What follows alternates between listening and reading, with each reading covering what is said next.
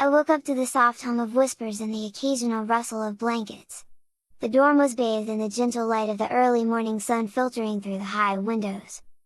Stretching under the pastel pink blanket, I blinked sleepily and turned to see Clara already sitting on her bunk, fully dressed and looking as cheerful as ever. "Good morning, Jessica!" she chirped the moment she saw me stir. "You're up just in time. Breakfast is starting soon." I groaned, rubbing my eyes. My body still felt heavy from the long and utterly humiliating day before. "Do we have to rush?" "Well, if you want the good pastries, yes," Clara said, hopping down from her bunk and pulling a stack of clothes from her trunk. "Besides, Saturday breakfasts are the best, fresh muffins, fruit platters, and enchanted pancakes that never get cold. You don't want to miss that, do you?" I sat up, still half asleep, and frowned. My mind was already racing ahead to what fresh embarrassment might await me today. Clara, of course, wasn't going to let me linger in bed. She plopped a neatly folded outfit on my bunk with a grin. "Here! You look super cute in this!" I stared at the clothes. A denim skirt and a pastel pink top with short, puffed sleeves and a little bow on the neckline. My stomach twisted. "Clara, do I really have to wear this?" I asked, my voice half a groan. She tilted her head, her smile unfaltering. "Well, it's what you've got, isn't it? You look great! And don't worry, no one's going to think it's weird. You're one of us now." I wanted to argue, but I didn't have the energy. After all, it wasn't like there was anything else in my trunk. So, with a resigned sigh, I grabbed the outfit and headed for the changing stalls at the back of the dorm. The denim skirt fit snugly but comfortably, the fabric brushing against my knees as I fastened the button and zipper. The top was light and airy, the puffed sleeves making my shoulders feel oddly pronounced. I fidgeted with the bow at the neckline before giving up, it wasn't going to sit any differently no matter how much I tugged at it. When I stepped out, Clara clapped her hands. "See? Told you it'd look great!" I glared at her, crossing my arms. "I feel ridiculous." "You don't look ridiculous," she countered, grabbing her bag. "Come on, let's get to breakfast before the line gets too long." With no other options, I followed her out of the dormitory and into the hallway. The girls we passed didn't bat an eye, chatting and laughing as they made their way toward the dining hall. To them, I was just another one of the girls now, and that was somehow both a relief and a fresh reminder of how much had changed. By the time we reached the dining hall, the scent of freshly baked muffins and syrupy pancakes filled the air. My stomach rumbled despite myself. The hall was already bustling, students piling their plates high with everything from enchanted fruit that sparkled faintly to steaming platters of eggs and bacon. Clara grabbed a tray and gestured for me to do the same. "Let's sit near the windows," she said brightly. "The view's amazing this time of day." I nodded, still trying to shake the awkwardness of the denim skirt swishing against my legs as we walked.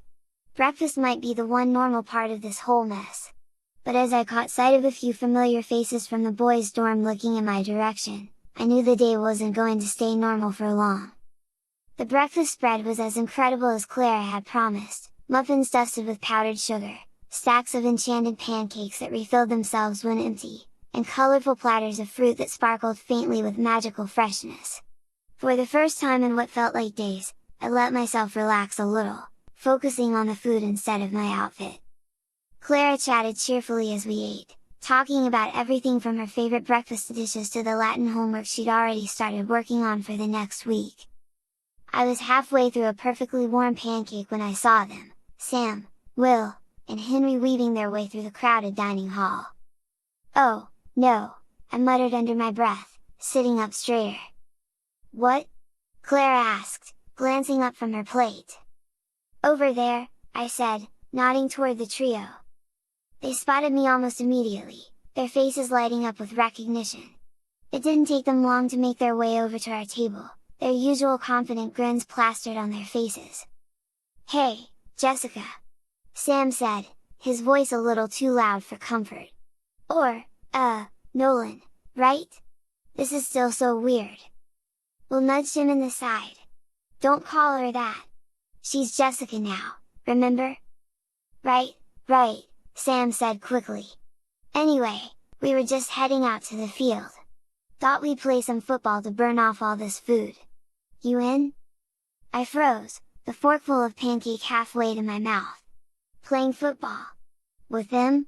For a split second, I imagined running around on the field, the denim skirt swishing wildly and the pink top sticking to my skin. I started, searching for an excuse. What's wrong? Henry asked, tilting his head. You love football. Come on, it'll be fun. I shook my head, setting my fork down. I can't. I don't have anything to wear. They frowned, clearly confused. What do you mean? Sam asked. You've got clothes. Not clothes I can get messy in, I said, my voice low. This is all I've got now, skirts, dresses, and stuff like this. I gestured to the denim skirt and pink top, my cheeks burning. The three of them exchanged awkward glances, the reality of my situation finally sinking in. Seriously? Will asked. They're making me wear that even on the weekend? Yeah, I muttered, crossing my arms. It's not like I have a choice. Henry rubbed the back of his neck, clearly trying not to laugh. That's rough. Tell me about it, I said, stabbing at my pancake with my fork. Sam leaned on the table, his grin fading slightly. Well, if you ever figure out a way to join us, you know where we'll be. Thanks, I said quietly. The three of them shuffled off, their usual energy dulled by the awkward encounter. Clara watched them go, then turned back to me with a sympathetic smile. Don't let it get to you, she said gently. There are plenty of things you can do that don't involve football. Yeah, I muttered, though my heart wasn't in it. For the rest of breakfast, I couldn't shake the image of myself on the field, my old self, running and laughing with my friends. It was just one more reminder of how much this punishment had taken from me, and how much longer I had to endure it. After Clara and I finished breakfast, I was starting to feel a little more at ease. At least the worst of the morning seemed to be behind me. Clara was great at keeping the conversation light, steering me away from my spiraling thoughts about football and the awkward encounter with my friends. But, of course, peace never lasted long when Emma was around. Jessica! Emma's voice rang out, sharp and dripping with mockery, as she sauntered over with two of her friends flanking her. Both girls, Sylvia and Margot, wore the same smug expressions as Emma, though neither looked as confident as their ringleader. I stiffened as they approached, my stomach twisting. Clara, seated beside me, tensed as well. What do you want, Emma? I said flatly, not bothering to hide my irritation. Oh, nothing much, she said, her tone dripping with fake sweetness. Just wanted to check in on our new best girl, Jessica. How's the denim skirt treating you? Comfortable? The girls behind her giggled, their eyes darting over my outfit like hawks circling prey. Leave her alone, Emma, Clara said firmly, stepping in before I could respond. Emma rolled her eyes. Relax, Clara. I'm just having some fun. Isn't that what Saturdays are for? Funny, I thought Saturdays were for minding your own business, Clara shot back. Emma's smirk faltered for a split second, but then her eyes lit up with a dangerous glint. You know, I learned a new spell recently, she said, her tone casual but her wand slipping into her hand. And I think Jessica would be the perfect subject to try it on. What are you talking about? I said, narrowing my eyes. Before either Clara or I could react, Emma raised her wand and muttered an incantation under her breath. The spell hit me square in the chest, and a wave of warmth spread through me, starting in my heart and rushing to my head. At first, I didn't feel anything except a strange lightness, like I'd just stepped into a dream. But then, the world seemed to shift. Memories and thoughts twisted and rearranged themselves in my mind, reshaping into something I couldn't quite grasp. When the spell settled, I blinked, my head feeling oddly clear. There, Emma said smugly, lowering her wand. Much better. Clara rushed to my side. Jessica! Are you okay? What did she do to you? I looked at her, confused. I'm fine, Clara, I said, my voice calm. Why wouldn't I be? Fine? Clara repeated, her eyes wide. Don't you remember anything? Of course I remember, I said, frowning slightly. I've always been Jessica. Why wouldn't I remember that? Clara's mouth fell open. No, she whispered, turning to glare at Emma. You changed your mind? You? Emma interrupted with a laugh. What's the big deal? I just made her a little more comfortable in her new role. She doesn't even remember being a boy now, so she's perfectly happy as she is. Isn't that right, Jessica? I nodded, though I still didn't understand why Clara was so upset. Of course I'm happy. Why wouldn't I be? Clara clenched her fists. This is crossing the line, Emma. I'm telling Headmaster Rin what you've done. Emma's smirk vanished, replaced by a cold, threatening glare. I wouldn't do that if I were you, Clara. Clara stiffened. Why not? Emma stepped closer, her voice low and venomous. Because if you do, I'll make sure you're the one who needs looking after. I hear being a toddler is so inconvenient when you've got homework to do. Clara's face paled, but she didn't back down entirely. You wouldn't dare? Try me, Emma said, her smirk returning as she twirled her wand lazily. For a long moment, the two of them stared each other down, the tension thick enough to cut with a knife. Finally, Clara stepped back, her expression furious but resigned. This isn't over, Emma? Oh, I think it is, Emma said cheerfully, turning to her friends. Come on, girls! We've got better things to do! As they walked away, I looked at Clara, confused by the fire in her eyes. What's wrong, Clara? Why are you so upset? Clara took a deep breath, forcing a smile. Nothing, Jessica, she said softly. Let's just get back to the dorms, okay? Sure, I said, still puzzled. If you say so. Clara didn't say another word as we walked back, but the tension between us lingered. Deep down, I knew something was wrong. I just didn't know what. Clara led me through the quiet corridors of the school, her expression tense and unreadable. I followed without question, the swish of my denim skirt and the faint click of my flats filling the silence. Where are we going? I finally asked, glancing around at the unfamiliar hallway. The library, Clara said shortly. Why? I thought we were heading back to the dorms. She didn't answer right away, her pace quickening as she turned a corner. You'll see, she said eventually, her voice tight. When we reached the library, the heavy wooden doors creaked softly as Clara pushed them open. Inside, the air was cool and smelled of old parchment and polished wood. The rows of bookshelves seemed endless, their spines glowing faintly in the enchanted light. Clara didn't stop at the main reading area, instead guiding me toward the back of the library where the private study rooms were. She opened the door to one of the small rooms, stepping aside to let me in. The room was cozy, with a single table and a few chairs, a small enchanted lamp casting a warm glow over the space. Wait here, Clara said, her tone breaking no argument. What's going on, Clara? I asked, sitting down at the table. I need to find something, she said quickly. Just stay put. I'll be back soon.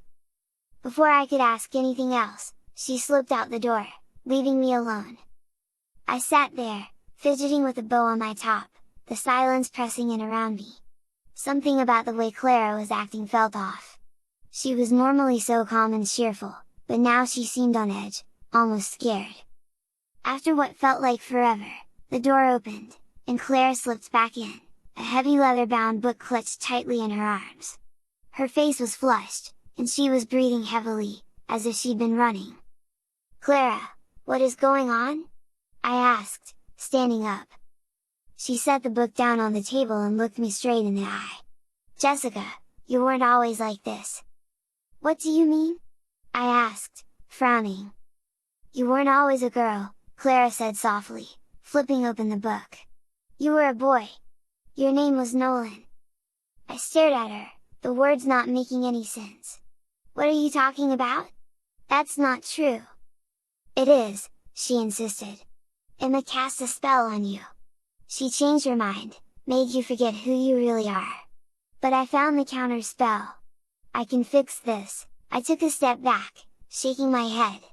"Clara, this is crazy! I've always been Jessica. I don't know why you're saying these things." Clara's expression softened, her voice gentle. "I know it sounds unbelievable, but you have to trust me. You're my friend, and I'm trying to help you." I hesitated, something in her tone stirring a flicker of doubt in my chest. "Just sit down," Clara said, pulling out her wand. "I'll cast the spell. If I'm wrong, nothing will happen. But if I'm right, you'll remember everything." Reluctantly, I sat back down, my hands gripping the edge of the table. Clara muttered an incantation, her wand glowing faintly as she waved it over me. The light from the wand grew brighter, wrapping around me in a soft, golden aura. For a moment, nothing happened. Then, memories came flooding back, my old dorm room, playing football with my friends, the way I'd pushed Emma into the puddle. My name! My real name! "Nolan," I whispered, my voice trembling. Clara lowered her wand, relief washing over her face. "You're back!" I looked down at myself, at the denim skirt and pink top, the flats on my feet. Everything about my appearance clashed with the memories now rushing through my mind. She did this to me. Emma did this. Clara nodded. "I told you I'd fix it." Before I could say anything else, the door swung open, and a tall, stern figure stepped inside. The head librarian, Madame Grindle, loomed over us, her sharp eyes narrowing as she took in the scene.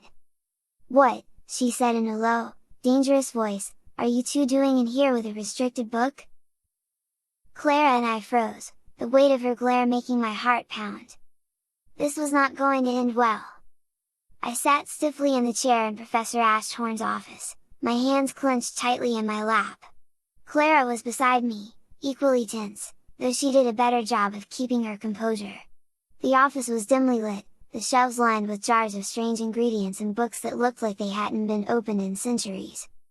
The silence between us was thick, broken only by the faint ticking of a clock on the wall. We hadn't said much since Madame Grindle had marched us here, her sharp gaze and clipped words making it clear we were in serious trouble. "They're going to think something's up," Clara whispered, leaning toward me. "They already do," I muttered back. The door creaked open, and both of us straightened in our chairs. Professor Ashtorn and Madame Grindle entered the room, their expressions as stern as ever. Madame Grindle's sharp eyes flicked between us like a hawk sizing up its prey, while Ashtorn moved to sit behind her desk, her dark robes settling around her like shadows. "Well," Ashtorn began, folding her hands on the desk. "Would either of you care to explain what, exactly, you were doing in the library with a restricted book?" Clara opened her mouth, but I spoke first. "We were just looking for extra help with spellwork," I said quickly. Ashtorn raised an eyebrow, clearly unimpressed. "Extra help? With spellwork?" "Yes," Clara chimed in, her voice steady. "We wanted to get ahead on some of the material." Madame Grindle scoffed. "Do you expect us to believe that? You were in a private room with a restricted book, and it just happened to open to an advanced anti-charm spell? That doesn't sound like simple studying to me." My stomach sank. They weren't buying it. Ashtorn leaned forward slightly, her piercing gaze fixed on us. "If you're hiding something, now is the time to come clean. The consequences will only worsen if we find out later." I swallowed hard, glancing at Clara. She gave me the faintest shake of her head, her message clear: "Don't say anything about Emma." Ashtorn sighed, leaning back in her chair. "Fine. Let's see what your wands have to say." My heart skipped a beat as she gestured for me to hand over my wand. Reluctantly, I passed it to her, the familiar weight leaving my hand. She waved her own wand over mine, muttering a quick incantation. A faint stream of light flowed from my wand, forming a list of the last spells I had cast. Ashtorn said, scanning the list. "The last spell you cast was a levitation charm. Before that, an illumination spell. All standard for your homework last night." I let out a breath I hadn't realized I was holding. "Now, Clara," Ashtorn said, turning to her. Clara hesitated for a fraction of a second before handing over her wand. Ashtorn repeated the incantation, and a similar stream of light flowed from Clara's wand. But when Ashtorn read the list, her expression darkened. "Interesting," she said slowly. "The last spell you cast was an anti-charm. Care to explain why you'd need to cast something so advanced?" Clara stiffened beside me. I was just practicing," she said quickly. "I wanted to see if I could reverse some of the simpler enchantments we've been learning about." "Practicing?" Madame Grindle interjected, her voice icy. "With a restricted book in the library? Forgive me if I find that difficult to believe." Ashtorn's eyes narrowed. "Clara, this is serious. If you've been tampering with anything, or anyone, it's imperative that you tell us now." Clara shook her head firmly. "I wasn't tampering with anything. I promise." Ashtorn studied her for a long moment, then set the wand down on the desk with a soft click. "Very well," she said, though her tone suggested she didn't believe us. "But if I find out you're lying?" She didn't finish the sentence. She didn't need to. Madame Grindle crossed her arms, her gaze still sharp. "I'll be keeping an eye on both of you," she said before turning and sweeping out of the room. Ashtorn leaned back in her chair, her expression unreadable. "You're dismissed. For now. But if you step out of line again, you'll be back here faster than you can say detention." Clara and I nodded quickly, practically bolting from the office. The door closed behind us with a soft click, and I let out a shaky breath. "That was close," Clara whispered, glancing over her shoulder. "Too close," I muttered, my heart still racing. But as we walked down the hallway, I couldn't shake the feeling that Ashtorn wasn't done with us yet. Something told me this wasn't over. Not by a long shot. The hallway leading back to the dorms was quieter than usual, the hum of activity from earlier in the morning now faded into distant echoes. Clara and I walked side by side, the tension between us thick enough to cut with a knife. "She's going to get away with it," Clara muttered, her fists clenched tightly at her sides. "Let it go, Clara," I said, my voice low. "We can't risk getting into more trouble. If we try anything, Professor Ashtorn will know. You saw how easily she checked our wands." Clara stopped abruptly, spinning to face me. "So, what? We just let Emma walk all over us? Let her get away with turning your mind into a girl's mind like it was some kind of joke?" I hesitated, glancing around to make sure no one was nearby. "Clara, I don't like this any more than you do, but any attempt at revenge would get us expelled. You know how strict Ashtorn is. She'd find out the second we cast a single spell." Clara's frustration was clear, her jaw tightening as she crossed her arms. "Not unless..." I frowned. "Not unless what?" Her expression changed, her lips curving into a sly smile as an idea seemed to take root. "Not unless we use Emma's wand." I blinked, stunned by the audacity of the suggestion. "What? You can't be serious!" "Think about it," Clara said, her eyes lighting up with excitement. "If we steal Emma's wand and use it to cast the spell, no one will ever trace it back to us. Her wand will show the spell as hers, not ours." "That's insane," I hissed, lowering my voice. "Do you know how much trouble we'd be in if we got caught? Stealing someone's wand is a huge offense." Clara shrugged, her grin unwavering. "Not as big an offense as what Emma did to you. She turned your mind into something it wasn't. She played with who you are. Don't you think she deserves to know what that feels like?" I hesitated, the idea gnawing at me. Clara's plan was dangerous, reckless, and almost guaranteed to blow up in our faces if we weren't careful. But there was a part of me, deep down, that couldn't deny the satisfaction of seeing Emma get a taste of her own medicine. Clara stepped closer, her voice dropping to a conspiratorial whisper. "We could make this right. For you. For all the times Emma has tormented everyone around her. She needs to learn that she can't just do whatever she wants." I bit my lip, torn between the cautious voice in my head and a growing sense of anger bubbling in my chest. "You really think we can pull this off?" Clara nodded confidently. "We just need to find the right moment. Emma's wand will be with her in the dorm or at meals. We watch, we wait, and when the time comes, we take it. Simple." "Simple," I echoed, though it was anything but. As we reached the dorms, I glanced at Clara, her determined expression unwavering. She was ready to risk it all to stand up to Emma, and, if I was honest with myself, I wasn't sure I could resist the temptation much longer. Revenge was starting to sound a lot like justice. When Clara and I stepped into the dormitory, we were met with an unusual silence.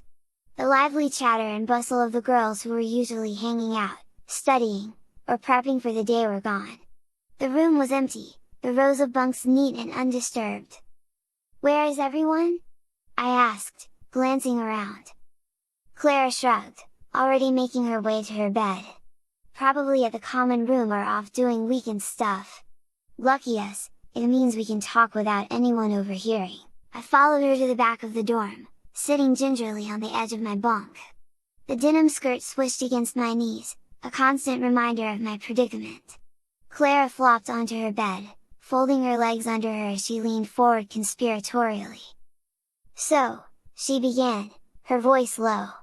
"If we're going to do this, we need a solid plan." I raised an eyebrow. "A plan to steal her wand? Or for what we're actually going to do to her after we get it?" Clara smirked, her eyes glinting with mischief. "Both." I hesitated, glancing toward the dormitory door. The idea of stealing Emma's wand was already dangerous enough, but whatever we did with it would need to be just as impactful. Otherwise, it wouldn't be worth the risk. "What do you have in mind?" I asked cautiously. Clara leaned closer, lowering her voice even more. "We don't just humiliate her. We make her vulnerable, helpless. We cast a regression spell and turn her into a baby." I blinked, staring at her in disbelief. "A baby?" "Think about it," Clara said, her tone growing more excited. "It's perfect! She won't be able to boss anyone around or cast any spells. She'll be completely dependent on the rest of us, exactly the opposite of how she's used to being." "That's..." I trailed off, trying to process the sheer audacity of the idea. "That's a little extreme, don't you think?" Clara shook her head. "Not at all. She crossed a line, Jessica. What she did to you, what she's done to so many others, shows she thinks she's untouchable. Turning her into a baby isn't just about revenge. It's about showing her that actions have consequences."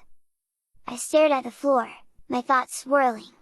Part of me recoiled at the idea, it felt wrong, even cruel, to strip someone of their autonomy like that, no matter how awful they'd been.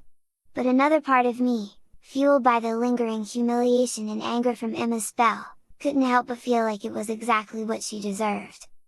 "How would we even pull it off?" I asked finally. "Regression spells are advanced. Do you even know how to cast one?" Clara grinned, leaning back against her pillows. "That's the easy part. The library has books on regression spells, they're restricted, but we can get to them if we're careful. Once we have Emma's wand, it's just a matter of studying the spell and practicing it." I nodded slowly, still torn. "And what happens after? When she gets turned back to normal? You know she'll come after us." "Not if we plan it right," Clara said confidently. "We'll make sure she can't prove it was us. The whole point of using her wand is to throw off suspicion, and honestly, by the time she's back to herself, I think she'll have learned her lesson." I wasn't so sure about that, but I didn't argue. Instead, I sat back on my bed, staring at the ceiling as Clara continued to map out the details of her plan. This was dangerous, reckless, and completely out of line with anything I'd ever done before. But as Clara spoke, her determination was infectious, I couldn't help but feel the tiniest spark of agreement. Maybe Emma deserved to see what it felt like to be powerless. By the time lunch rolled around, Clara and I were feeling the weight of our plan pressing on us. The dining hall was loud and bustling again, trolls moving between the tables with trays of steaming bowls and plates piled high with sandwiches, roasted vegetables, and enchanted pitchers of juice that refilled themselves. We ate quickly, sitting at a quiet corner table. Clara was unusually silent, her gaze darting around the room as if she were already putting her plan into motion. "We leave after dark," she whispered, leaning closer so only I could hear. "We'll sneak into the library and get to the restricted section. If we time it right, we'll be back in the dorms before anyone notices we're gone." I nodded, though the nervous knot in my stomach only grew tighter. "And until then?" "We act normal," Clara said firmly. "We don't give anyone a reason to suspect anything. That means going outside, playing like everyone else, and keeping an eye on Emma." I frowned. "What do we need to watch Emma for?" Clara smirked, taking a sip of juice. "Just to see if she's up to anything, or if she leaves her wand unattended." That thought made my stomach flip. Stealing her wand was still the part of the plan that felt the most dangerous. If we were caught, well, I didn't want to think about what would happen. Once lunch was over, Clara and I followed the rest of the students outside to the grassy courtyard. The sun was high in the sky, a warm breeze rustling the leaves of the enchanted trees that lined the field. Groups of students were scattered everywhere, playing games, chatting, or lounging in the shade. Clara and I made our way to the swings at the far end of the field, near the old oak tree. The swings creaked softly as we sat down, the chain swaying slightly in the breeze. "There she is," Clara murmured, nodding toward the center of the courtyard. Emma was standing with Sylvia and Margot, her usual entourage. They were laughing about something, their voices carrying faintly on the wind. Emma twirled her wand idly in her fingers, the sunlight glinting off the polished wood. I stared at her, my grip tightening on the swing's chains. She looked so carefree, so confident, as if she hadn't done anything wrong, as if she didn't have a care in the world. Clara nudged me. "See? She's always got that wand on her. We'll have to wait for the right moment to grab it." I nodded, my thoughts swirling as I watched Emma laugh and gesture animatedly with her wand. For now, all we could do was wait, act normal, and plan for the night ahead. The gentle creak of the swing beneath me did little to calm my nerves as I watched Emma across the courtyard, her wand twirling lazily between her fingers. She laughed with Sylvia and Margot, her presence commanding the same attention it always did. "She hasn't even noticed us," Clara murmured beside me, her voice low. "Good," I muttered, gripping the swing chains tightly. The last thing I needed was Emma making today worse than it already was. But of course, that's exactly what happened. Emma's eyes swept across the field, catching sight of me sitting on the swing. Her lips curved into a wicked grin, and she said something to Sylvia and Margot that made them laugh. Then she began striding toward us, her friends close behind. "Oh," Clara muttered. "She's coming over!" "Great," I muttered, bracing myself.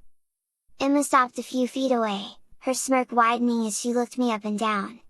Well, if it isn't our little princess, Jessica," she said, her voice dripping with mock sweetness. I didn't respond, my jaw tightening. "What's the matter? Cat got your tongue?" she taunted, leaning forward slightly. "Or are you too busy admiring that lovely denim skirt of yours?" Sylvia and Margot giggled behind her, their laughter sharp and grating. "Leave her alone, Emma," Clara said firmly, standing up from her swing. Emma's smirk didn't falter. "Oh, relax, Clara. We're just having a bit of fun. Aren't we, Jessica?" I glared at her, gripping the swing's chains tightly to keep myself from saying something I'd regret. Emma tilted her head, pretending to study me. "You know, I think you need a little something to brighten your day. Maybe a makeover?" Before I could react, she shoved me hard, her hands striking my shoulders. I stumbled backward, my arms flailing as I lost my balance. The world tilted, and I landed with a sickening squelch in the patch of muddy grass behind the swings. Laughter erupted around me, Emma and her friends doubling over with glee. "Oh, look at her!" Margot howled, clutching her stomach. "She's covered!" "Perfectly fitting for our little princess," Sylvie added, wiping tears of laughter from her eyes. My cheeks burned as I scrambled to sit up, mud clinging to my hands, my skirt, and even my hair. Clara knelt beside me, her expression furious. "Are you okay?" she whispered. "I'm fine," I muttered through gritted teeth, though my pride was in tatters. Emma took a step closer, her smirk gleaming down at me. "Careful, Jessica," she said mockingly. "Mud stains are so hard to get out." Clara shot to her feet, her fists clenched. "You're a bully, Emma! A coward!" Emma arched an eyebrow, her wand still twirling in her fingers. "And what are you going to do about it, Clara? Tell the headmaster?"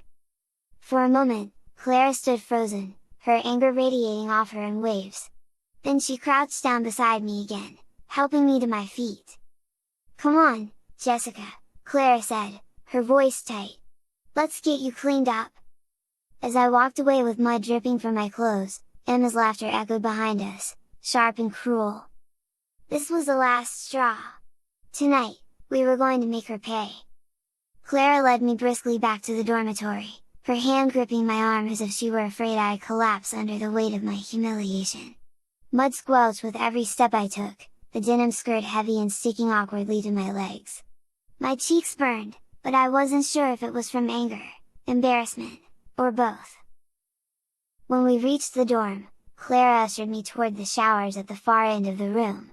"Get cleaned up," she said firmly, pointing to one of the private stalls. I nodded numbly, grabbing a towel and stepping inside. The door clicked shut behind me, and for a moment, I just stood there, staring at the tiles and the polished silver showerhead. I turned the water on, the warm spray cascading over me and washing away the mud that clung to my skin and clothes. As I peeled off the denim skirt and pink top, I couldn't help but think about the laughter ringing in my ears and the smug satisfaction on Emma's face. This was how she must have felt yesterday, I realized. When I shoved her into that puddle, ruining her uniform, she probably felt just as humiliated, just as small, as I did now. The thought twisted in my chest, filling me with a strange mixture of guilt and frustration. I wasn't excusing what Emma had done today, what she'd been doing for years. She was cruel and manipulative, and she deserved to face the consequences of her actions. But was this punishment of mine, this transformation, really so different from what I had done to her? I let out a long sigh, the steam swirling around me as the mud swirled down the drain. Clara was right to stand up for me, but a part of me couldn't shake the nagging thought that I was being forced to learn a lesson I'd already taught myself the hard way. By the time I finished showering, I felt cleaner but no less conflicted. I wrapped myself in the towel and stepped out, finding Clara waiting just outside with a fresh set of clothes, a soft lilac dress with simple flats. She handed me the outfit with a reassuring smile. "Feeling better?" I nodded, though the tightness in my chest hadn't eased. "Yeah, thanks." As I got dressed, I couldn't stop the thought swirling in my mind. If tonight's plan succeeded and we turned Emma into a baby, would she feel the same way I did now? Would she learn anything from it, or would it just make things worse? I didn't know the answer. But as Clara and I headed back to the dormitory, I couldn't shake the sense that this was going to get far more complicated than either of us had bargained for. By the time 2 p.m. rolled around, the warmth of the afternoon sun made the idea of the school pool sound tempting, even to me. After the mess with Emma, a swim seemed like it might wash away the lingering frustration. But Clara had a different idea, one that involved more than just cooling off. "We should go to the pool," Clara said as we sat on our bunks in the dorm. I raised an eyebrow, still adjusting the skirt of the lilac dress Clara had picked out for me earlier. "Why? I'm not really in the mood to swim right now," Clara leaned in, her voice dropping to a conspiratorial whisper. "Not just to swim. To look for Emma's wand." I blinked, caught off guard by the sudden shift in tone. "What?" "She's probably at the pool," Clara explained. "She always goes there on weekends to show off with her friends. And if she's swimming, there's a good chance she'll leave her wand somewhere nearby, maybe even in her bag." "That's a huge risk," I said, frowning. "What if she catches us?" Clara shrugged. "Then we say we're just there to swim. It's not like we're banned from the pool. But if we can find her wand while we're there, we can grab it and be one step closer to our plan." I hesitated, glancing out the dormitory window. The idea made sense. Emma was reckless and overconfident, the type to leave her wand unattended while she enjoyed the spotlight. But the thought of sneaking around to steal it felt dangerous, especially with the consequences we could face if we were caught. And then there was Clara's next suggestion. "You'll need to wear this," she said, holding up a pink polka-dotted swimsuit she'd pulled from my trunk. I stared at it, my stomach twisting. The suit was bright and cheerful, with little ruffles along the straps. "I can't wear that," I said quickly, shaking my head. "Why not?" Clara asked, tilting her head. "It's cute, and it's what you've got. No one's going to think twice about it." "It's too much," I muttered, my face heating. Clara sighed, setting the swimsuit on the bed beside me. "Jessica, we're just going to the pool. You won't be the only one in a swimsuit, and honestly, no one's going to care what you're wearing.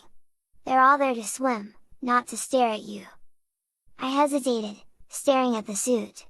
Everything about this punishment had been humiliating, but this felt like another level. The thought of walking around in something so blatantly girly made my skin crawl. But Clara's determined expression left little room for argument. "Fine," I muttered, grabbing the suit. "But if this backfires, it's on you." Clara grinned, clearly satisfied. "Don't worry, it won't. Now hurry up and get changed. The sooner we get there, the better our chances of finding Emma's wand." Reluctantly, I headed to the changing stalls at the back of the dorm and slipped into the swimsuit. The fabric was snug but comfortable, the ruffles brushing lightly against my shoulders. I couldn't bring myself to look in the mirror, instead grabbing a towel to drape over my shoulders as I stepped out. "You look great," Clara said, giving me a thumbs up. "Don't," I muttered, my face burning. Clara chuckled and grabbed her own swimsuit, a plain blue one-piece, and her towel. "Come on, let's go! We've got a wand to find!" As we headed out toward the pool, I couldn't shake the nervous energy building in my chest. This plan was risky, and wearing the polka-dotted swimsuit only made me feel more exposed. But as we neared the sparkling blue water and the sound of laughter and splashes filled the air, I took a deep breath. If this was what it took to stop Emma, then so be it. The scent of lavender and faintly chlorinated water greeted us as we stepped into the girls' locker room. The space was bustling with chatter and the sound of lockers opening and closing. I clutched my towel tightly, hyper-aware of the pink polka-dotted swimsuit I was wearing. "Relax," Clara whispered, nudging me gently as we moved toward the rows of lockers. "No one's paying attention to you." "That doesn't make it less weird," I muttered, my cheeks burning as a group of girls walked by in colorful swimsuits, laughing and talking as if everything in their world was normal. Clara stopped near the middle row of lockers, scanning the area with sharp, determined eyes. "Emma always uses a blue bag with gold trim," she said softly, turning toward one of the benches. "She's had it since first year. It should stand out." I nodded, hanging back nervously as Clara began checking the lockers, her movements quick and efficient. I couldn't shake the feeling that we were about to get caught. "Got it," Clara whispered triumphantly, pointing to a bench where a blue bag with gold trim sat neatly against a locker. She crouched down, glancing over her shoulder before carefully unzipping the bag. "Keep watch," she muttered, rifling through the contents. I stood frozen, my heart pounding as I scanned the room. Girls were coming and going, but no one seemed to notice what we were doing, yet. "Hurry up," I whispered urgently. "I'm looking," Clara hissed back. Before she could find anything, the door to the locker room swung open with a loud creak, and I nearly jumped out of my skin. Emma's voice rang out, loud and confident, as she entered with Sylvia and Margot close behind. "The best idea I've ever had," Emma was saying, her tone smug. "Honestly, I can't believe how easy it was to convince Ashtorn. She practically jumped at the chance to teach Nolan a lesson." Clara froze, her eyes widening as she glanced at me. Without a word, we both darted into the nearest stalls, slamming the door shut just as Emma and her friends walked further into the room. My heart pounded as I pressed my back against the stall wall, clutching my towel tightly. Clara was in the stall beside me, and I could hear her breathing, just as shallow and nervous as mine. "I mean, really," Emma continued, her voice dripping with amusement. "All I had to do was tell her about how awful Nolan was, how he pushed me into that puddle and humiliated me in front of everyone. Ashtorn couldn't resist. She said it was a perfect way to teach him empathy." Sylvia giggled. "And now he's Jessica. It's brilliant, Emma." "I know," Emma said smugly. And the best part is, he's stuck like that for a whole weekend. Every time I see him in those skirts and dresses, I can't stop laughing. It's perfect!" Margot laughed too.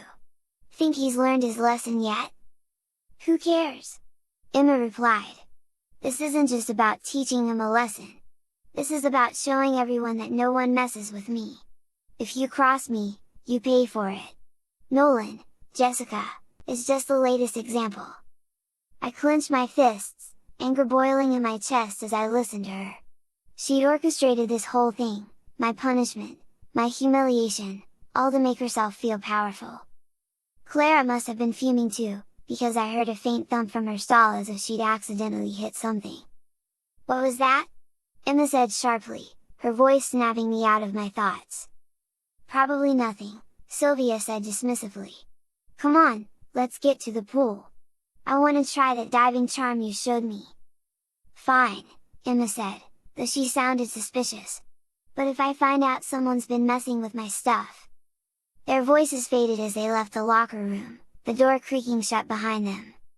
For a moment, Clara and I stayed where we were, the tension thick in the air. Finally, Clara whispered, "She's going to regret that." I stepped out of the stall, my hands trembling slightly as I adjusted my towel. "We can't let her get away with this." Clara nodded, her eyes blazing with determination. "We won't! But first, we need to get that wand." Once the locker room was silent again, Clara crept out of her stall and headed straight for Emma's bag. She worked quickly, her fingers moving with the precision of someone who knew exactly what she was doing. "She's gone," Clara whispered. "Let's finish this before anyone else shows up." I stood near the door, keeping watch, my nerves on edge. "Hurry up," I muttered, glancing anxiously toward the entrance. Clara rifled through the bag for a moment longer before pulling out Emma's wand. It was sleek and polished, the handle carved with intricate runes that glinted faintly in the light. She held it up, her face lighting up with a victorious grin. "Got it," she said, holding the wand carefully. "Great," I said, moving closer. "Now what, are we taking it, or?" "Not exactly," Clara interrupted, reaching into her own pocket and pulling out her wand. "We're not just going to steal it outright. That'd make things way too obvious. Instead, we're going to make a duplicate." "A duplicate?" I asked, blinking. Clara nodded, her expression calm as she pointed her wand at Emma's. "It's simple. I'll make an exact copy of Emma's wand. She'll never know the difference, and we'll use the real one to cast the spell." I crossed my arms, still feeling uneasy. "How do you even know how to do that?" Clara smirked, twirling her wand once before focusing again. "I've got an older brother. He teaches me all sorts of spells during the holidays. Duplication charms are one of his specialties. Now, watch and learn." She muttered a quick incantation, her wand glowing faintly as she waved it in a precise motion. A soft shimmer surrounded Emma's wand, and within seconds, an identical one appeared in Clara's other hand. "Ta-da!" Clara said with a grin, holding up both wands. They were indistinguishable, each gleaming with the same runes and polished finish. I stared at the wands, impressed despite myself. "Okay, that's actually pretty clever." "Of course it is," Clara said, carefully slipping the duplicate back into Emma's bag. "She won't suspect a thing. I'll keep the real wand with me, and after we cast the spell tonight, we'll switch them back. That way, it'll still look like her wand was never touched." "Right," I said, nodding slowly. "But what if she tries to use a fake wand before we switch them back?" "She won't," Clara said confidently. "Not tonight. Emma's always too busy showing off and bossing people around to do any serious spell work. We'll be fine." I glanced toward the door again, my nerves still humming. "I hope you're right." Clara tucked the real wand into her satchel, zipping Emma's bag shut with a satisfied smile. "Trust me! This plan is flawless." I wasn't sure about flawless, but at this point, I didn't have a better idea. As we slipped out of the locker room and headed toward the pool area, I couldn't shake the feeling that things were about to get a lot more complicated. And we hadn't even gotten to the spell yet. After the tense scene in the locker room, Clara and I joined the others by the pool, trying to blend in. The sparkling blue water was inviting, and despite my lingering embarrassment over the polka-dotted swimsuit, I eventually slipped into the pool after Clara coaxed me enough. The water was warm and soothing, and for a while, it was easy to forget about Emma and everything else. Clara and I splashed around, joined a brief game of water tag with some younger students, and even floated lazily for a few minutes. But all the while, the real one tucked away in Clara's satchel lingered in the back of my mind, a heavy reminder of what we had planned. As the sun began to dip lower in the sky, Clara nudged me toward the edge of the pool. "Time to get moving," she whispered. "We've got work to do." I nodded, following her out of the water. We grabbed our towels and hurried back to the girls' dormitory, keeping our heads low to avoid drawing attention. Once inside, Clara immediately went to her bunk, pulling out a small pouch from her trunk. She slipped Emma's wand inside and muttered a quick locking charm, sealing it securely. "There," she said, tucking the pouch under her pillow. "No one will find it here." I nodded, grabbing my fresh set of clothes, a simple pastel purple top and white skirt, and heading to the changing stalls. It still felt odd putting on these outfits, but I'd mostly stopped flinching every time I caught a glimpse of myself in the mirror. Mostly. When I came back, Clara was already dressed in a casual blue outfit, sitting cross-legged on her bunk with a deck of cards in her hands. "Want to play?" she asked, shuffling the deck expertly. I shrugged, sitting down on my bunk across from her. "Sure! Might as well kill some time." Clara grinned and dealt the cards, and we launched into a game of Wizard's Bluff.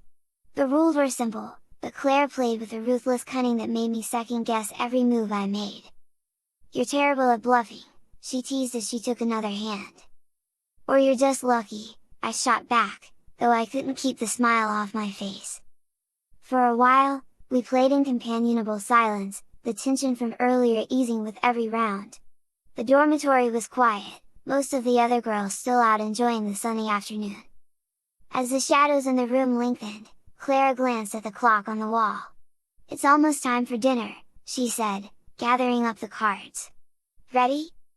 "Not really," I admitted, the weight of the plan settling back onto my shoulders. Clara patted my hand reassuringly. "Don't worry! We've got this! Let's just get through dinner, and then we'll make our move!"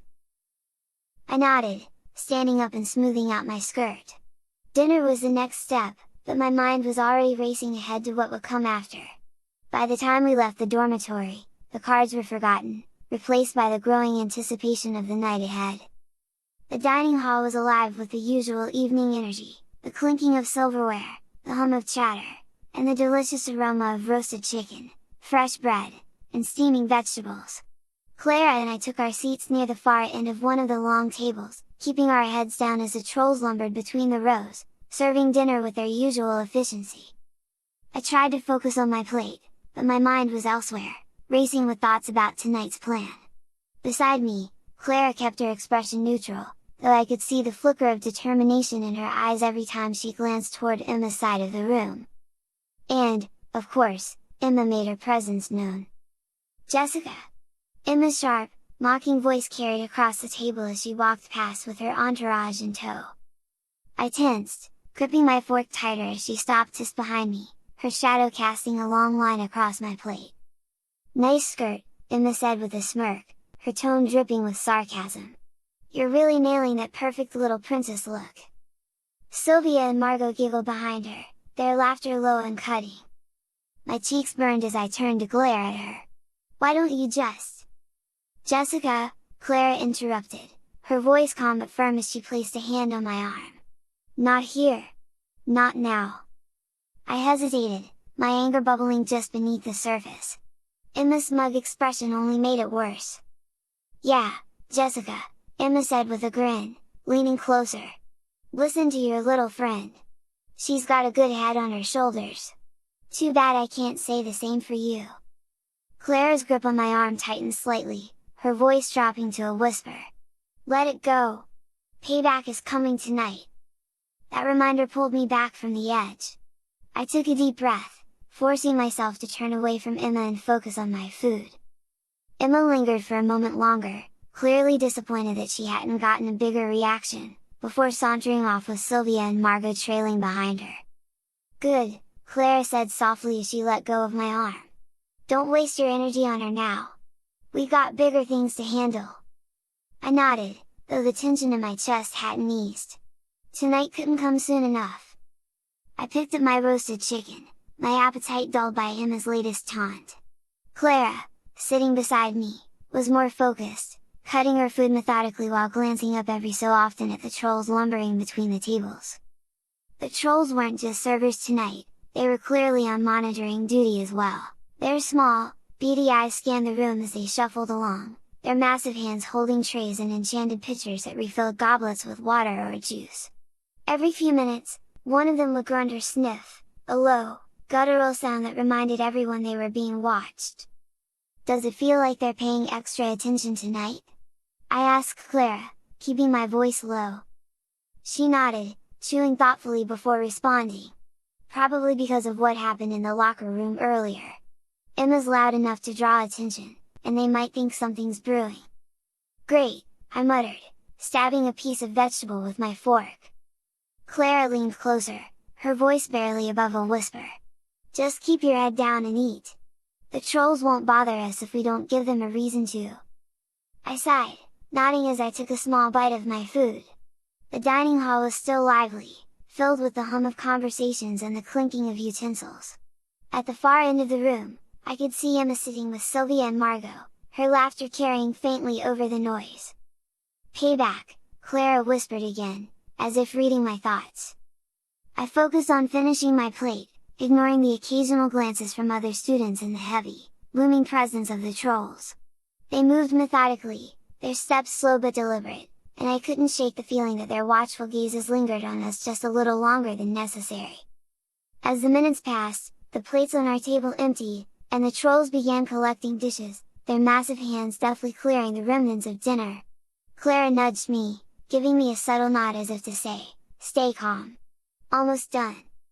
The tension in my shoulders began to ease as the last of the plates were cleared, and students started filtering out of the dining hall in small groups. Clara and I lingered for a moment, waiting until the crowd thinned before standing up and heading for the door. The trolls watched us as we left, their dark eyes unreadable, and I couldn't help but feel a shiver run down my spine. Tonight, the real challenge would begin. Dinner had been a long, tense affair, but Clara and I finally made our way back to the dorms, the evening sky casting a faint purple glow through the tall windows. The halls were quieter now, with most students settling in for the night. As soon as we entered the dormitory, the familiar scent of lavender greeted us again. I sighed, relieved to be back in a space where I could let down my guard, at least a little. "I'm going to change," I said quietly to Clara as I grabbed my pajamas from my trunk, a pale pink set with frilly trim and tiny white bows. Clara nodded. "I'll wait here. Just try to ignore Emma if she says anything." I headed to the changing stalls at the back of the dorm, slipping inside and shutting the door. As I peeled off my day's outfit, I couldn't help but feel the weight of everything pressing down on me.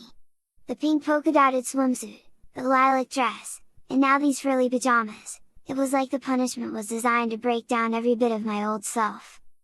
When I emerged, dressed in the overly girly pajamas, I kept my head down as I walked back to my bunk. But of course, Emma was waiting. "Well, don't you look precious," she drawled, her voice dripping with mockery as she leaned against her bunk, a smug smile on her face. I didn't respond, climbing onto my bed and pulling the pastel pink blanket around me. "Oh, come on, Jessica," Emma said, her tone syrupy sweet. "No clever comeback?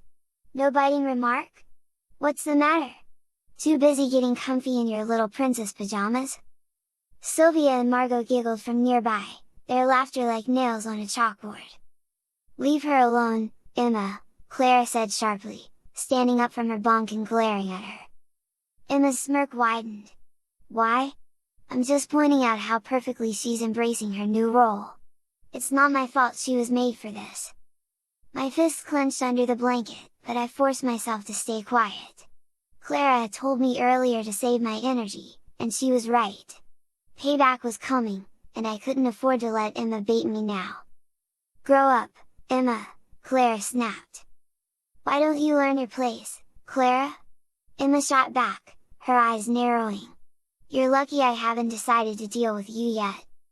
Clara opened her mouth to retort, but I shook my head subtly from my bunk, signaling her to let it go. After a tense moment, she sighed and sat back down. Emma laughed, tossing her hair over her shoulder. That's what I thought. Good night, girls. Sweet dreams, Jessica. She sauntered off, Sylvia and Margot trailing behind her. Clara leaned toward me once they were gone, her voice low. Don't let her get to you. By tomorrow morning, everything will be different. I nodded, though the anger simmering in my chest was hard to ignore. Tomorrow couldn't come soon enough. The dormitory settled into quiet not long after lights out. The soft rustle of blankets and the occasional murmur from restless sleepers were the only sounds in the dimly lit room. Clara and I lay in our bunks, feigning sleep, our breathing steady and deep to keep up the illusion. From across the room, I heard the faint creak of Mrs. Yomi's door as it opened and then closed again. The woman in charge of the dorm had gone into her private quarters for the night, her responsibilities ending until the morning bell. Clara shifted slightly on her bed, her foot brushing against mine beneath the blankets. She whispered so softly I almost missed it. She's gone. Ready? I nodded, pulling the blanket off and quietly slipping out of bed. My bare feet barely made a sound against the cool stone floor as I joined Clara near the center of the room. Clara held her wand in one hand, her face determined but calm. We need to be quick, she whispered, her voice barely audible. Invisibility first, then mute. No one will see or hear us, but we'll still be able to see and talk to each other. Are you sure this will work? I asked, glancing nervously toward Mrs. Yomi's closed door. Clara grinned faintly, her confidence unshaken. Positive. Now stand still. She pointed her wand at me and whispered the incantation for the invisibility spell. A soft golden glow surrounded me for a moment before fading, and I looked down to see that my body had completely disappeared. Wow! I whispered, holding up my hands and marveling at how they were invisible but still tangible. Hold on, Clara said, casting the same spell on herself. She vanished in an instant, but I could still see her outline faintly, like a faint shimmer in the air. Now for the mute spell, Clara whispered, raising her wand again. She murmured the incantation, and I felt a strange sensation pass over me, like a breeze brushing against my ears. Can you hear me? Clara asked softly. Yes, I whispered back, relieved. Perfect! Now no one else can hear us, Clara said, her invisible form turning toward the door. Let's go! I followed her, our bare feet silent against the floor as we crept through the dormitory. The faint glow of enchanted lanterns provided just enough light for us to navigate, though the invisibility spell allowed us to see each other clearly. My heart pounded in my chest as we approached the door leading to the hallway. Everything about this felt risky, dangerous, and exhilarating all at once. Ready?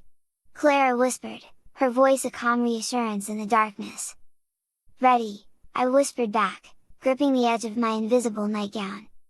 Clara opened the door just enough for us to slip through, and together, we disappeared into the silent, shadowy corridors of the school, the night stretching ahead of us like an unwritten spell. The air in the hallway outside the dormitory was cool and heavy with silence. Clara and I crept carefully down the corridor, our invisible forms moving soundlessly thanks to the mute spell. Every step felt like walking on eggshells, though the enchantments ensured we couldn't be seen or heard. The school at night was a different world, the usual hum of activity and chatter was replaced by an eerie stillness, the faint flicker of enchanted lanterns casting long, wavering shadows on the stone walls. The only sounds were the faint creaks of the old buildings settling and the distant hoot of an owl outside. Stick close, Clara whispered, her voice steady despite the tension of the moment. I'm right here, I murmured back, keeping my gaze fixed on the faint shimmer that marked her presence. We reached the staircase that led down to the main part of the school, its wide steps bathed in a dim golden glow. The sound of the first creak beneath my foot made me freeze, my heart pounding, but the mute spell held firm. The noise didn't carry, and I let out a shaky breath. Step by step, we descended the stairs, the massive portraits on the walls watching us with what felt like knowing eyes. One of the paintings, a stern-looking witch in a high-collared robe, seemed to glance around suspiciously, her painted lips pursing. I held my breath, but she didn't say anything, and we continued our descent. At the base of the stairs, the corridors spread out in all directions, their darkened paths leading to classrooms, study halls, and the library. Clara paused, her shimmer turning toward me. "Almost there," she whispered. "The library's just around the corner." I nodded, though my nerves were beginning to fray. Sneaking out of the dorm was one thing, but being caught in the main part of the school after hours was a whole different level of trouble. Clara led the way, her movements confident and deliberate. I followed closely, my invisible hands brushing against the cool stone walls to steady myself. The quiet felt oppressive, every shadow and flickering light making me jumpy. Finally, the grand archway of the library came into view, its double doors standing slightly ajar. The sight made my heart race even faster. We were almost there, almost to the point of no return. "Ready?" Clara whispered, her voice steady but tinged with anticipation. "Yeah," I murmured, trying to match her confidence. We slipped through the doors and into the vast expanse of the library, its endless shelves stretching out before us like a labyrinth of secrets. The air inside was cool and faintly dusty, the silence even deeper here than in the hallways. The restricted section loomed in the distance, its locked gate a faint silhouette against the rows of books. "Let's move," Clara whispered. Together, we vanished deeper into the library, our goal drawing closer with every silent step. As we crept deeper into the library, the restricted section came into view, a tall, gated area tucked into a shadowy corner of the vast room. Its iron bars shimmered faintly with enchantments, and the air around it felt heavier, charged with magical wards meant to keep prying eyes and wandering hands away. But the wards weren't the only thing guarding it. Standing just in front of the gate was an elf, its sharp, angular features illuminated by the faint glow of a floating lantern. The elf was slender and poised, its pointed ears twitching slightly as it scanned the room with piercing, emerald green eyes. I froze, grabbing Clara's arm as I whispered urgently in elf. "They can see through invisibility." Clara stiffened beside me, her shimmer halting as she crouched down behind one of the long library tables. "Great," she muttered. "Just what we needed!" The elf shifted slightly, its movements fluid and deliberate, as if it could sense something was out of place. Its gaze swept over the rows of bookshelves, and for a moment, it lingered in our direction. I held my breath, my heart pounding so loudly I was sure it would give us away. Elves were known for their heightened senses, their ability to detect even the faintest disturbances in magical energy. If it spotted us, we'd be caught for sure. "We need to move," Clara whispered, her voice barely audible. "Slowly. Don't make any sudden movements." I nodded, my invisible hands trembling as I gripped the edge of the table for balance. We began to inch backward, keeping low and sticking to the shadows as much as possible. The elf tilted its head slightly, its ears twitching again as it took a step forward. My breath caught in my throat. Did it hear us? Did it feel us? Clara reached out, her invisible hand brushing against mine as she guided us behind a nearby bookshelf. We crouched there, hidden from view, as the elf continued its slow, deliberate patrol in front of the restricted section gate. "This complicates things," Clara whispered, her voice tight with frustration. "No kidding," I muttered. "How are we supposed to get past it?" Clara was silent for a moment, clearly thinking. The elf moved again, its soft footsteps echoing faintly in the stillness of the library. "We'll need a distraction," Clara whispered finally. "Something to draw it away from the gate." "What kind of distraction?" I asked, my nerves fraying with each passing second. "I don't know yet," she admitted. "But we can't get anywhere near that gate while it's standing there." We huddled in the shadows, the weight of the plan bearing down on us. The restricted section was so close, but the elf's sharp gaze and heightened senses made it feel impossibly far away. Clara's voice broke the silence, her determination cutting through the tension. "We'll figure it out. We have to, for now, all we could do was stay hidden and wait for the perfect moment to act." We crouched behind the bookshelf, the elf's footsteps soft but deliberate as it patrolled the area near the restricted section gate. Every movement it made sent a fresh wave of tension through me, my nerves stretched to their limit. Clara, however, was remarkably calm. She pulled out her wand, her invisible shimmer flickering faintly in the dim light as she pointed it toward the elf. "What are you doing?" I whispered urgently. "You can't cast a spell on it, elves will know." Clara smirked, her confidence unwavering. "Not if it's done right." Before I could protest further, Clara muttered an incantation under her breath, her wand emitting a faint, silvery light. The glow swirled briefly in the air before drifting toward the elf, wrapping around it like a soft blanket. The elf stopped mid-step, its sharp eyes widening slightly before fluttering closed. With a soft sigh, it slumped gracefully to the floor, its breathing even and steady. I stared in stunned silence, my heart racing. "Did you just cast a sleep spell?" I asked, my voice barely above a whisper. "Sure did," Clara replied, her tone smug. "But," I stammered, glancing toward her. "Why would you use your wand? Professor Ashtorn will see it when she checks the spell history." Clara turned to me, her grin widening. "Oh, Jessica, I've been using Emma's wand this whole time." I blinked, completely caught off guard. "What?" Clara held up the wand, which shimmered faintly in the dim light. "This is the real one, the one we took from Emma's bag. I switched it with my wand back in the dorm before dinner. I've been using it ever since." "You mean, all the spells you've cast tonight?" I asked, my voice filled with disbelief. "Every single one," Clara confirmed, her eyes twinkling with mischief. "So when Ashtorn checks the spell history, it'll look like Emma put the elf to sleep, not us." For a moment, I just stared at her, equal parts impressed and nervous. "That's brilliant," I admitted reluctantly. Clara shrugged, tucking the wand back into her pocket. "I told you, Jessica, we're not just getting even. We're making sure Emma gets exactly what she deserves." I glanced toward the sleeping elf, its chest rising and falling softly. "Let's just hope it works." "It'll work," Clara said confidently, standing up and gesturing toward the gate. "Now come on!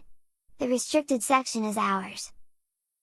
I followed her, my heart pounding as we stepped past the slumbering elf and approached the gate. The heavy iron bars loomed before us, shimmering faintly with protective wards. Whatever we were looking for was on the other side, and there was no turning back now. Clara led the way to the gates of the restricted section, her movements confident and sure. The heavy iron bars shimmered faintly, their enchantments glowing softly in the dim light. I hung back nervously, glancing at the sleeping elf behind us to make sure it stayed down. Clara crouched beside the gate, running her fingers along the intricate carvings in the iron. "There's a trick to these," she murmured, more to herself than to me. "You just have to disrupt the wards for a few seconds, long enough to slip through." "And how do you know that?" I asked, my voice barely above a whisper. "My brother," Clara replied with a grin. "He showed me how to deal with enchantments like this. Trust me, Jessica, it's easy." She took Emma's wand from her pocket and waved it in a precise motion, muttering an incantation under her breath. The wards flickered and dimmed, and a soft click echoed as the gate unlocked and swung open slightly. "There," Clara said, stepping aside and gesturing for me to follow. "Quickly, before the wards reset." I hesitated for a moment, then slipped through the gate, the cool air of the restricted section sending a shiver down my spine. The shelves here were taller and more imposing, the books bound in dark leather with gilded titles that seemed to shift and shimmer when you tried to read them. Clara closed the gate behind us, muttering another spell to keep it unlocked, then turned to face the towering shelves. "Now, let's find that book."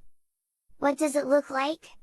I asked, glancing nervously at the strange, glowing runes etched into some of the spines. "It's black with a red sigil on the front," Clara replied, scanning the shelves as she moved. "It should be over here." Before she could finish, her face lit up with triumph. "Found it!" She reached up and pulled a thick, black book from the shelf. The cover was adorned with an intricate red sigil that pulsed faintly, as if it were alive. The title, written in swirling golden script, read incantations of regression and rebirth. Got it, Clara said, flipping the book open. She scanned the pages quickly, her eyes darting across the dense text. This is it! Everything we need to turn Emma into a baby is right here! I exhaled a shaky breath, relief and apprehension washing over me in equal measure. Okay! Let's get out of here! But before we could move, the air around us seemed to shift. A low, ominous hum filled the room, and the faint glow of the wards outside flared to life. What's happening? I asked, panic rising in my chest. Claire's eyes widened as she turned toward the gate. The iron bars began to glow brightly, and with a loud clang, they slammed shut, sealing us inside. The clock on the library wall struck midnight, each chime echoing through the silent space like a warning. "We're trapped," Clara whispered, her voice trembling for the first time that night.